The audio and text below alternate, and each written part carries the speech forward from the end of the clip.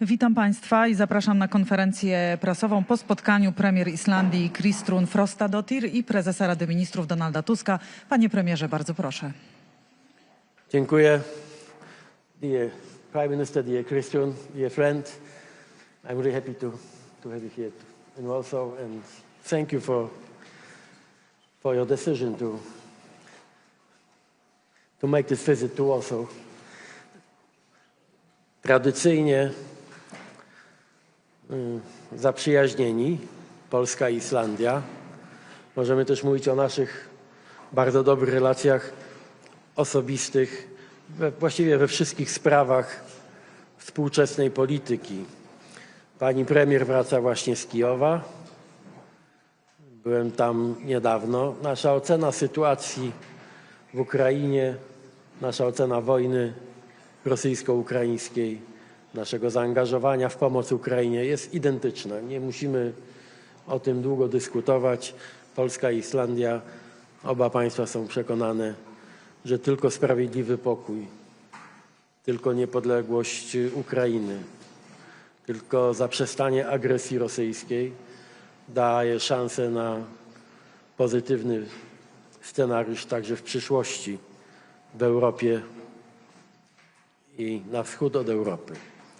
Bardzo dziękuję za taki serdeczny patronat pani premier nad polską mniejszością w Islandii. Słowo mniejszość jest tutaj może trochę nie na miejscu, bo stanowimy, can you recall me, 7%? Community. Immigration, they're part of Icelandic culture. Okej. Nie chcę powiedzieć ile, dobrze. Ale mamy 30 000 ponad naszych rodaków, więc jest to największa mniejszość w Islandii i jak pani premier przed chwilą powiedziała, są częścią wspólnoty islandzkiej. Bardzo się cieszę, bo za każdym razem, kiedy się widzimy, pani premier podkreśla, jak ważne dla Islandii, jak ważna i jak korzystna dla Islandii jest obecność naszych rodaków, praca naszych rodaków w Islandii. Rozmawialiśmy o sytuacji w Europie w kontekście zarówno zbliżającego się referendum w Islandii, referendum o ewentualnym otwarciu rozmów o przystąpieniu Islandii do Unii Europejskiej. Mamy identyczny pogląd na temat potrzeby integrowania naszych wysiłków na rzecz bezpieczeństwa. Byłbym więcej niż szczęśliwy, gdyby Islandia, ale także Norwegia, państwa, z którymi i tak współpracujemy tak blisko, jak to tylko możliwe, były częścią tej samej wspólnoty co Polska. Mamy z panią premier głębokie przekonanie, że we wszystkich działaniach na rzecz wspólnych polityk, to nie tylko bezpieczeństwo, musimy się nawzajem szanować, respektować różnice. Wielkość kraju nie ma tutaj znaczenia. Wszyscy zasługujemy dokładnie na ten sam szacunek i poszanowanie różnych odrębności.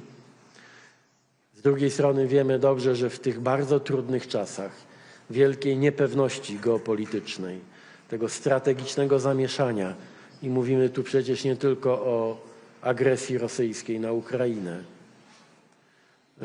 zintegrowanie państw i narodów podobnie myślących byłoby bardzo korzystne, szczególnie w sferze bezpieczeństwa. My współpracujemy już blisko, Islandia i Polska, jeśli chodzi o bezpieczeństwo, także w konkretnym wymiarze militarnym i będziemy kontynuować naszą współpracę. Bardzo liczę tutaj na takie wspólne rozumienie spraw bezpieczeństwa również u nas w kraju. Wybaczysz, jedno zdanie powiem na temat debaty, która dzisiaj w Polsce się odbywa. Bardzo bym chciał, i tu zwracam się do pana prezydenta, bardzo bym chciał, żeby w sprawach bezpieczeństwa to myślenie było wspólne, tak jak jest wspólne między Islandią a Polską. jeśli chodzi przede wszystkim o ten wielki program finansowania polskiego bezpieczeństwa SAFE. Dosłownie kilka minut temu dotarła do mnie wiadomość, że wszystkie właściwie zorganizowane środowiska gospodarcze w Polsce, przedsiębiorcy, firmy, pracodawcy dołączyli do generałów i oficerów Wojska Polskiego, do polskiego rządu z apelami o to, aby nie blokować pieniędzy na polski przemysł zbrojeniowy, na polską armię, na polską gospodarkę w tej części, która decyduje o bezpieczeństwie.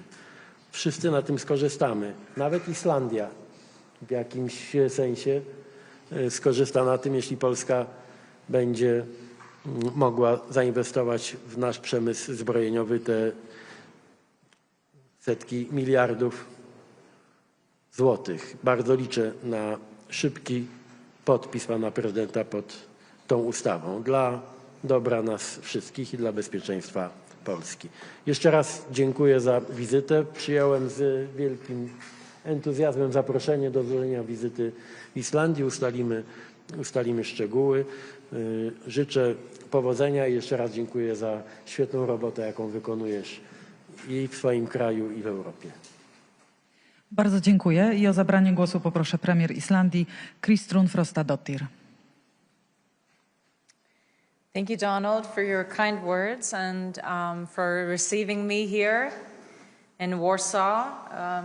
Yes, I'm coming from Kyiv, but this is also an important visit for me and for the Icelandic nation as a whole, that we strengthen the ties between Iceland and Poland. We have these ties on so many various levels. Like Donald said, on a personal level, we have the highest number of immigration coming from Poland and Iceland. And I mean, I can say that this was definitely and has been a success story in Iceland, the integration of Polish immigrants in Iceland. Being able to hold on to their own identities. I know that they have language classes for their own language, but are also active parts of Icelandic society. No clashes, no. No clashes. And I told Donald this story, that my older daughter's favorite kindergarten teacher is Polish, Margosata. I mean, everyone has this story to tell in Iceland of someone who's touched their lives that comes from Poland. And so I have the utmost and deepest respect for you. We also have had a great relationship on various other accounts. Obviously, we're joint NATO members, and we always welcome more activity in our region when it comes to protecting Arctic security. We had a few years back some air policing from Poland and would welcome that going forward, and also obviously have the same sentiment when it comes to the importance of protecting Europe, protecting sovereignty of countries in Europe, and this is a good group to be a part of. Donald mentioned here, yes, that we're going forward now in the next few months, possibly. We haven't decided finally on the date, but in the coming months, we are going to have a referendum on opening up the negotiations, the accession negotiations for Iceland of possibly joining the EU. And we talked about extensively the importance of understanding that this is about, opening an opportunity. Do we want to see how we can be a better integrated place in Europe? Is there respect for Icelandic identity within Europe? We have been active and very good partners through the EEA. This is our biggest trading bloc. But we have a lot of other elements that we can share. And I think we share that attitude towards the importance of whether Iceland joins the EU or not, the importance of we having a shared understanding of the distinctiveness of every country in Europe, but also joining together as a group. I also want to say that it feels, even though it was a somber attitude, as President Tusk, Prime Minister Tusk mentioned yesterday in Kyiv, I think it's very important that we come out of this fourth year of aggression united in solidarity. And Iceland has, in various aspects, been a participator in projects that Poland has been in supporting Ukraine, and we will continue to do so. Thank you. Bardzo dziękuję i mamy czas na 2 pytania. Poproszę o zadanie pierwszego i wskazanie, do kogo jest kierowane. Hi. My name is Sammy, I'm from Iceland, senior Iceland, I mean. Maybe a quick question for both of you. What could Iceland bring to the EU and vice versa? And Mr. Tusk, would you have any experience for accession talks, experienced advice, I mean, to Icelanders? I think Iceland has a lot to bring to the EU. Iceland has shown its strength and its perseverance throughout centuries. We have been able to develop our resources in a positive way. We've been able to drive GDP growth in the right direction. We have had a good welfare system. We have solid values, and we have respect for one another. A lot of these are underlying values that we see in the European community as a whole as well.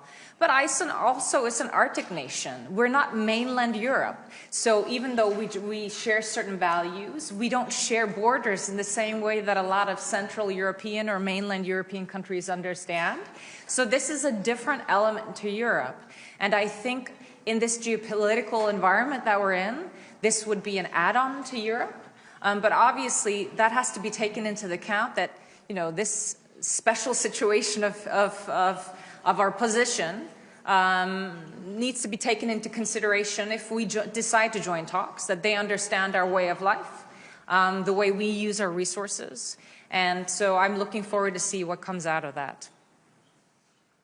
As you know, here in Poland, you have no doubts that EU membership, it's a success story for my country. I am really happy that Europe, as a political organization, the EU, is still attractive for many countries. I've heard so many comments that Europe is close to collapse and said, you know, it's not true. It's still the best place in the world, including Iceland. Iceland is Europe. We are talking about how to improve our relations, and in some areas it's absolutely clear for both of us and for all of us that Europe as a part of the world in this very specific place should be more integrated, and security is the first obvious reason why we should find more ways, sometimes specific ways, how to integrate each other. For me, it's really important to have Iceland as the closest partner, possible closest partner in fact, for everything. I absolutely understand and I respect some specifics. I mean, and this is the only way how to integrate the EU with other countries. I mean, to understand, first of all, to show respect, to understand what dignity means, to treat the bigger, smaller countries equally. It's really important. Brussels is not to teach anyone. I mean, for me, it's absolutely clear that EU is very attractive for countries like Iceland, but it must be absolutely clear for all the Europeans that Iceland is equally attractive as a possible member for Europe as a whole. And as I said, I would be more than happy if Iceland will be part of our community, even if the community should change for this a little bit, to be more flexible, and I'm ready to, together with Kristrun, to work on this. It is in our common interest. For me, it's also very important to underline how it is important for our regional security to have this different form of integration, not only with Iceland, but also with Norway, Sweden, Baltic states, Finland, Denmark. It works. Now Poland is a part of the most effective format in NATO and in the EU when it comes to defense cooperation, and we will continue this work for obvious reasons.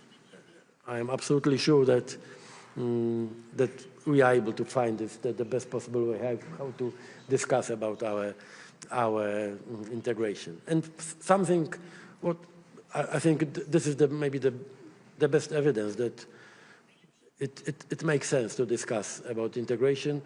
Is the situation now in the UK.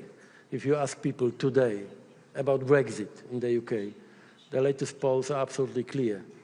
65% of the Brits are, they would vote for the EU today. More than 80% of young people in the UK are in favor when it comes to possible membership in the EU.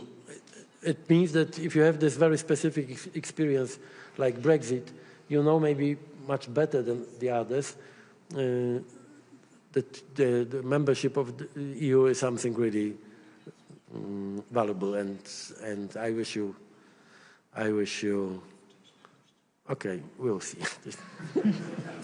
We will listen to whatever the Icelandic population wants to do, but it's good to hear that there's an understanding among our peers in Europe that Iceland is Iceland, and countries Absolutely. continue to be countries if they join the EU, and if not, we're an active part of the EEA, and that's very important for us as well. I poproszę kolejne pytanie. As far as we know, economic development, the cooperation was also one of the subject of your conversation. Could you give us more details on that? Do we have any specific plan to develop economic cooperation between Iceland and Poland? Yeah, This is for me? Only. Oh, it's only for me. There are a lot of opportunities between the two countries. Like I said, I mean, we do have these cultural ties, but Iceland has specific knowledge, for example, in renewable energy that we are more than happy to continue to share. I'm of the belief that in the southern part of the country, in Poland, there has been some work on geothermal here as well. And this is one of these things that we proudly bring to the table. This is something that we've been able to harness in our country and brings a lot of opportunities. This is something that's important to Europe and this part of the region that we find other opportunities in energy than just to be reliant on oil or sort of the traditional parts. So this is something that I definitely look forward to and would probably be the most important thing. But I also want to say tourism. I mean, we have a number of Polish airlines that fly to Iceland. I mean, this is the fourth largest groups that come and visits Iceland as well. And that's not just because of family ties, it's also for tourism and other things. So I would welcome future developments in that as well. Ja też nie mam wątpliwości, że to nie tylko ekonomia, to nie tylko praca naszych rodaków w Islandii, ale na przykład kultura. To jest też ta przestrzeń, gdzie my się coraz lepiej rozumiemy. Mówiłem, Kristrun, już się pochwaliłem pani premier, że mój przyjaciel z lat młodości to najwybitniejszy tłumacz literatury islandzkiej, pan Jacek Godek. Jacku, pozdrawiam cię serdecznie. Ja wciąż pamiętam moje fascynacje literackie jeszcze z czasów licealnych literaturą islandzką, więc to są tylko przykłady, ale tych pól do współpracy mamy dużo więcej. Oba narody bardzo dumne, bardzo bogate w kulturę, w doświadczenia. Naprawdę mamy bardzo dużo rzeczy wspólnych do zrobienia. I bardzo dziękuję. Dziękujemy. I have this question. Is still Prince Paul still popular? You brought this. Yeah, it's special for you. One for the room. Okay, I have to tell you this. Prince Paula, wiecie. Because you know who's going to be happy about this? My father, Papi. My dad, he loves my generation, this. this is Papi, he loves this. So I grew up on this everywhere, like either in a car or in a cupboard. You always find like a Prince Polo somewhere. Isn't this amazing? Oh, I know that. I takie słodkie zakończenie, pyszne. Dziękuję bardzo. Dziękujemy również Państwu. Dziękujemy.